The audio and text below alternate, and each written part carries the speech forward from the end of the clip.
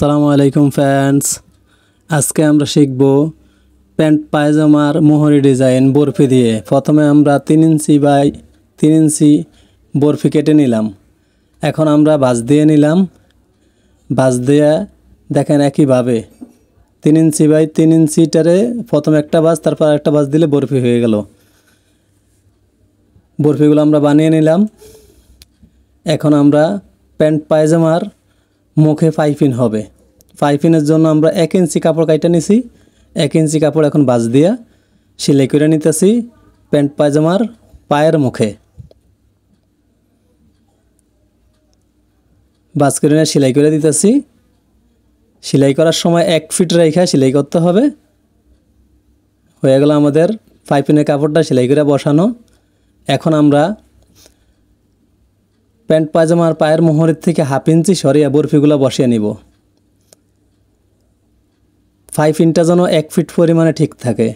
এখন আরেকটা বরফির উপরে 1/2 ইঞ্চি উপরে বসিয়ে আবার আরেকটা বরফি বসিয়ে নিতেছি। দেখেন 1/2 ইঞ্চি উপরে বসাইছি বরফিটার, আগের বরফিটার।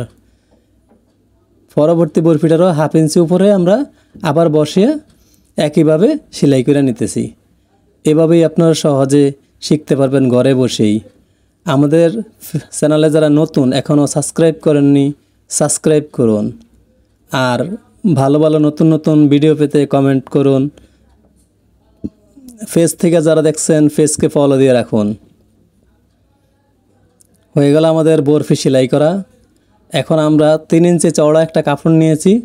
3 ইঞ্চি চওড়া কাপড়টা এখন বরফির উপরে দিয়ে সেলাই করে দিব। তাহলে নাট হয়ে যাবে। নাট হয়ে গেলে পাইপিংটা সুন্দর হয়ে নাট হয়ে থাকবে।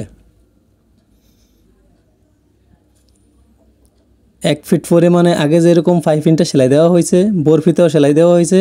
এখন আবার 1 ফিট পরিমাণে আপনার এই 3 ইঞ্চি চওড়া কাপড়টাও সেলাই দেওয়া হইতেছে। এক সমান রাখতে হবে। এখন 3 ইঞ্চি চওড়া কাপড়ের উপরে লবে লবে একবারে কাপড়ের সাইড দিয়ে একটা চাপ সেলাই দিতে হবে। চাপ সেলাইটা দিলে কী হয়, পাইপিংটা সুন্দর হয়ে বসে থাকবে।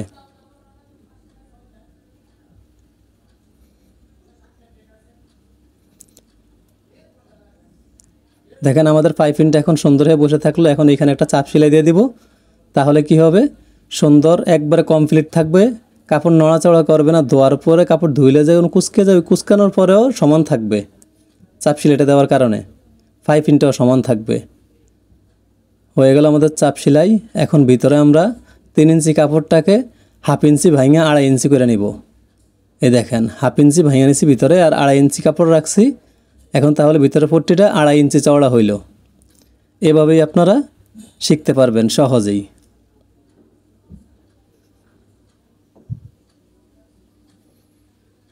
যারা নতুন আমাদের চ্যানেলটি এখনও সাবস্ক্রাইব করেননি, সাবস্ক্রাইব করুন।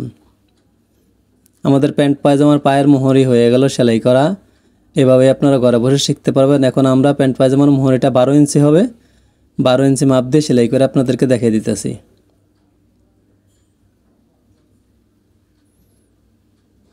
12 ইঞ্চি মাপ দিয়ে নিলাম। এখন 1 ইঞ্চি পরিমাণ রাইখা সেলাই করে নিব। সেলাই হয়ে গেল আমাদের। 2টা সেলাই হয়ে আপনারা 2টা সেলাই দিয়ে নেবেন। এখন আমরা হাত ঢুকিয়ে দেখি ঠিক আছে কি না। হ্যাঁ, প্যান্ট পায়জামার মোহরি ঠিক হয়ে গেছে, কমপ্লিট। এইভাবেই আরেকটা পায়ের মুখ বানিয়ে নেবেন। বানিয়ে নিয়ে হাই জয়েন দিয়ে এলাস্টিক লাগিয়ে নেবেন। সবাই ভালো থাকবেন, সুস্থ থাকবেন। আল্লাহ হাফেজ। Thanks for watching my video.